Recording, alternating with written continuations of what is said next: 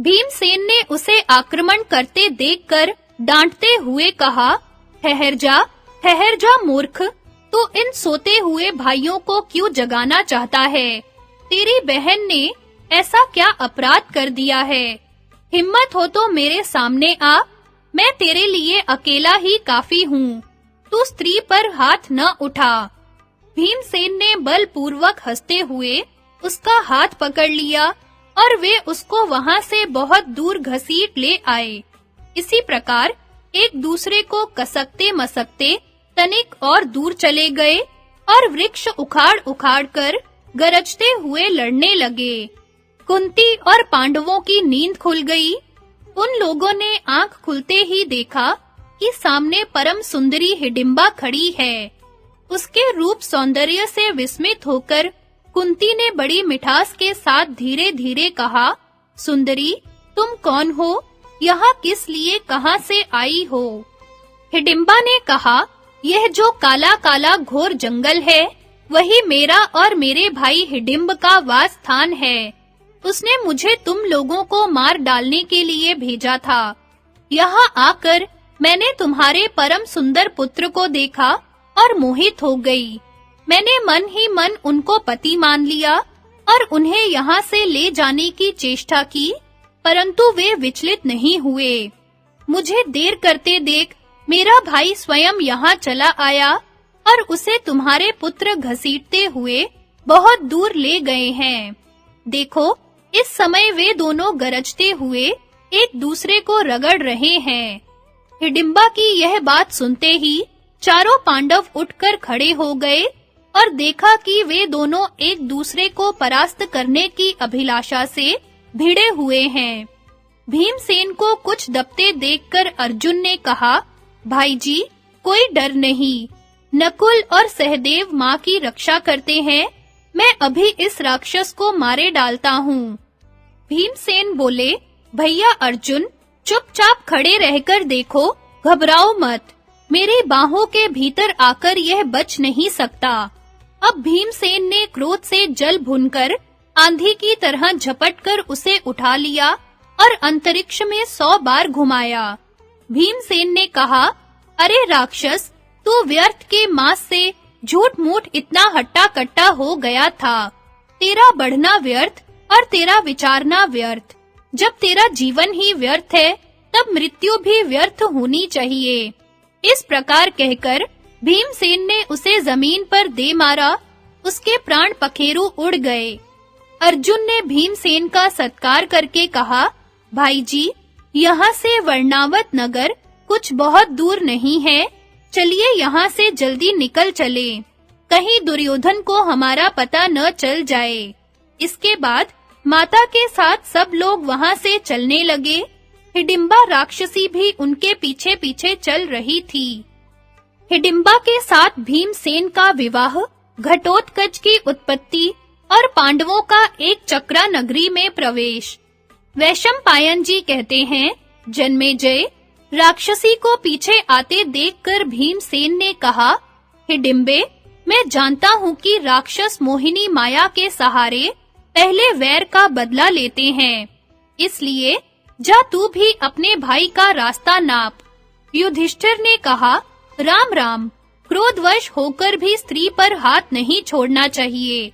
हमारे शरीर की रक्षा से भी बढ़कर धर्म की रक्षा है। तुम धर्म की रक्षा करो। जब इसके भाई को तुमने मार डाला, तब यह हम लोगों का क्या बिगाड़ सकती है? इसके बाद हिडिंबा कुंती और युधिष्ठिर को प्रणाम करके हाथ जोड़कर कुंती से बोली, आर्य, आप जानती हैं कि स्त्रियों को कामदेव की पीड़ा कितनी दुस्सह होती है।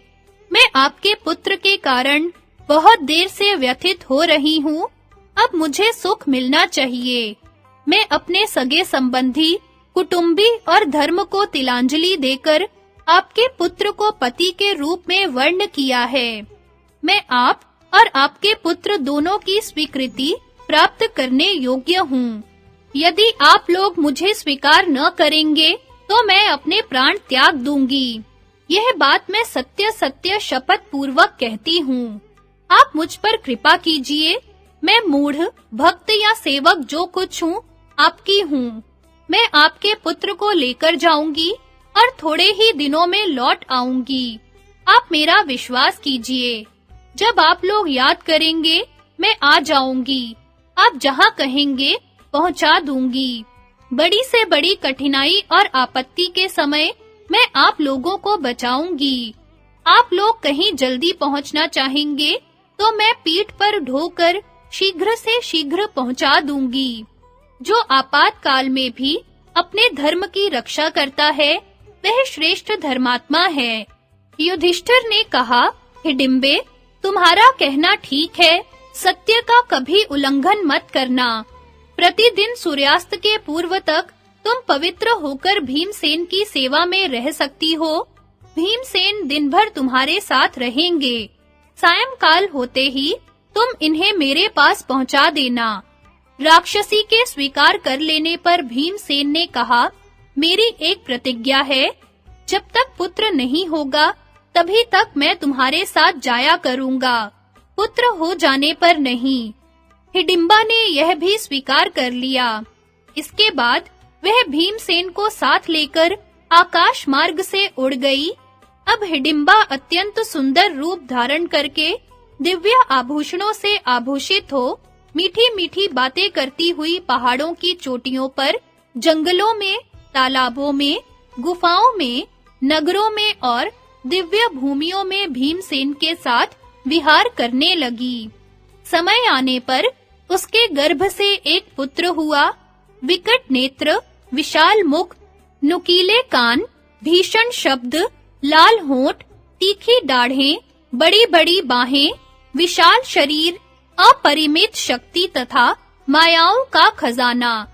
वह क्षण भर में ही बड़े-बड़े राक्षसों से भी बढ़ गया और तत्काल ही जवान, सर्वास्त्रविद और वीर हो गया।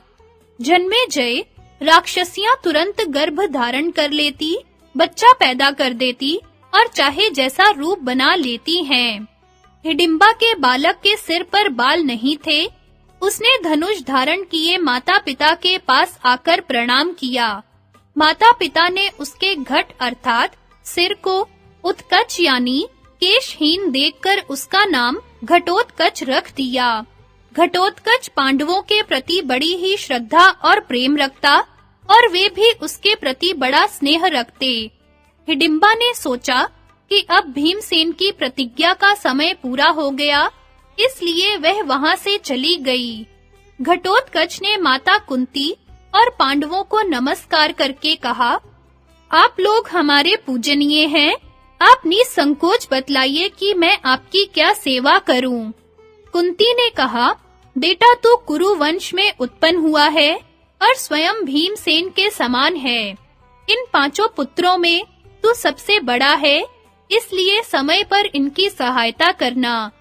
कुंती के इस प्रकार कहने पर घटोत्कच ने कहा, मैं रावण और इंद्रजीत के समान पराक्रमी तथा विशालकाय हूँ।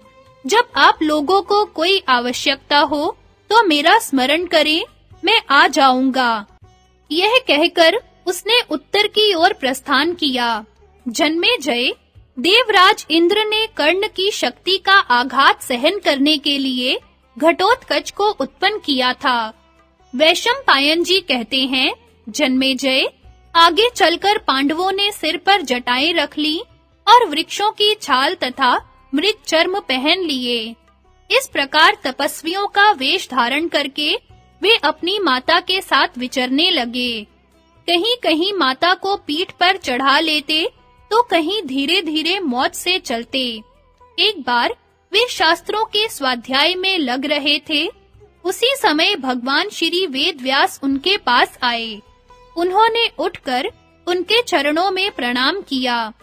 व्यास जी ने कहा, युधिष्ठिर, मुझे तुम लोगों की यह विपत्ति पहले ही मालूम हो गई थी।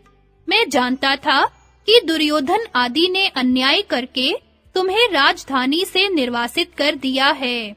मैं तुम लोगों का हित करने के लिए ही आया हूँ। तुम इस विषादमयी परिस्थिति से दुखी मत होना। यह सब तुम्हारे सुख के लिए ही हो रहा है। इसमें संदेह नहीं कि मेरे लिए तुम लोग और धृतराष्ट्र के लड़के समान ही हैं फिर भी तुम लोगों की दीनता और बचपन देखकर अधिक स्नेह होता है। इसलिए मैं तुम्हारे हित की बात कहता हूँ। यहाँ से पास ही एक बड़ा रमणीय नगर है, वहाँ तुम लोग छिपकर रहो और फिर मेरे आने की बाट जोहो। पांडवों को इस प्रकार आश्वासन देकर और उन्हें साथ लेकर वे एक चक्रा नगरी की ओर चले। वहां पहुंचकर उन्होंने कुंती से कहा, कल्याणी, तुम्हारे पुत्र युधिष्ठिर बड़े धर्मात्मा हैं। ये धर्म के अनुसार सारी पृथ्वी जीतकर समस्त राजाओं पर शासन करेंगे। तुम्हारे और माद्री के सभी पुत्र महारथी होंगे और अपने राज्य में बड़ी प्रसन्नता के साथ जीवन निर्वाह करेंगे। ये लोग राजसूय, अश्वमेध आदि बड़े-बड़े यज्ञ करेंगे, अपने सगे संबंधी और मित्रों को सुखी करेंगे और परंपरागत राज्य का चिरकाल तक उपभोग करेंगे।